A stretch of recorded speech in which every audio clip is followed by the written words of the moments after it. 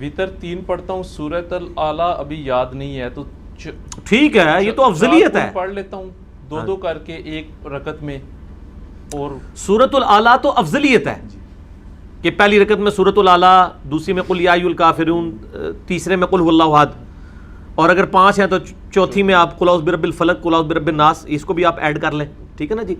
مسئلہ جو ہے نا وہ نہیں ہے. اسی طریقے سے جو وطر کے بعد والی 2 رکھتے ہیں اس میں سنت کیا ہے؟ مسند احمد میں اذا زلزلت الارض زلزالہا، اور دوسری میں قل یا ایھا الکافرون. وہ کسی کو یاد نہیں، کوئی مسئلہ نہیں ہے. اس طرح صحیح بخاری میں آتا ہے کہ، اور صحیح مسلم میں کہ اما عائشہ رضی اللہ تعالیٰ عنہا و سلام اللہ علیہا کہتی ہیں کہ نبی علیہ السلام فجر کی جو 2 سنتیں تھیں نا، اس میں پہلی رکعت میں قل یا ایھا الکافرون، دوسری میں قل ھو اللہ احد پڑھتے تھے آپ. اسی طریقے سے صحیح مسلم میں آتا ہے کہ آپ صلی اللہ علیہ وسلم جو طواف کے نوافل تھے ان میں بھی پہلی میں قل یا ایھا الکافرون پڑھتے تھے، دوسری میں قل ھو اللہ احد. کیوں؟ پورا دین ہے اس کے اندر. لا الہ قل یا ایھا الکافرون میں ہے، اور الا اللہ سورہ اخلاص میں ہے. وہاں سارے بتوں کی نفی اور سورہ اخلاص میں اللہ کی وحدانیت. تو توحید کا یہ بیسیکلی نمونہ ہوتا تھا. تو اس لیے جتنی سنتیں ہیں نا اس میں افضل ہے کہ آپ ہر سنت میں، چاہے وہ زور کی 4 سنتیں ہیں وہ بھی 2 کر کے پڑھیں تو افضل ہے. کوشش کریں کہ پہلی رکعت میں قل یا ایھا الکافرون، دوسری میں قل ھو اللہ احد پڑھیں. یہ افضل ہے، آپ کو محبوب ہے صلی اللہ علیہ وآلہ وسلم.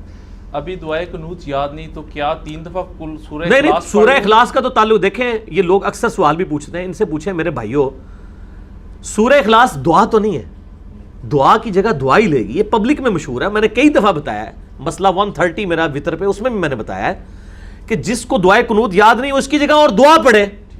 اور سب سے بیسٹ دعا بخاری مسلم میں آئی ہے، ربنا آتنا فی الدنیا حسنہ وفی الآخرۃ حسنۃ وقنا عذاب النار. بخاری اور مسلم میں موجود ہے. انس بن مالک کہتے ہیں کہ نبی علیہ السلام کوئی اور دعائیں مانگے نہ مانگے، یہ دعا ضرور مانگا کرتے تھے نماز کے بعد. نماز میں تشہد میں بھی مانگ سکتے ہیں. جو آپ کا یہ قنوت وطر میں دعائے قنوت یاد نہیں ہے، آپ یہ دعا پڑھیں. اور دعائے قنوت بہتر ہے کہ اس کو یاد کریں.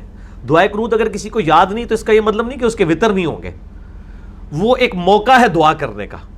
اور دعائے قنوت کے بعد دروشی بھی پڑھنا ہوتا ہے.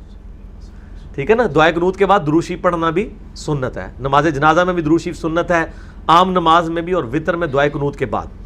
تو آپ دروشی بھی پڑھیں اور ربنا آتنا فی الدنیا پڑھ لیں، رب اجعلنی پڑھ لیں، کوئی سی دعا پڑھ لیں، آپ کی دعائے قنوت کا ایکویلنٹ ہو جائے گی. اس میں یہ نہیں ہے کہ دعائے قنوت ہی پڑھنے سے نماز ہوگی. افضل تو وہی ہے.